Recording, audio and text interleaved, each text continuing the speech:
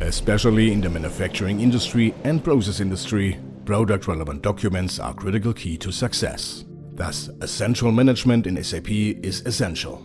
However, what about all the other design documents that are related to the product? For example, packaging designs, brochures, datasheets, and much more.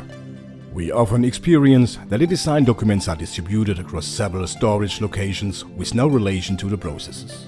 Worst case, outdated or wrong data is used. But how do you get the design documents into SAP? And how can you motivate designers to employ SAP as their storage system? The solution is Artwork, the Adobe integration for SAP Engineering Control Center.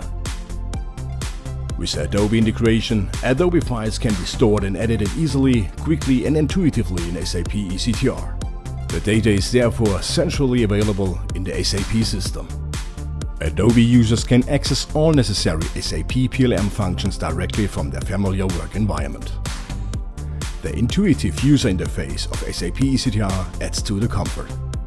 Even those with little SAP knowledge can use it easily. Find out today how to open the SAP world for your Adobe users.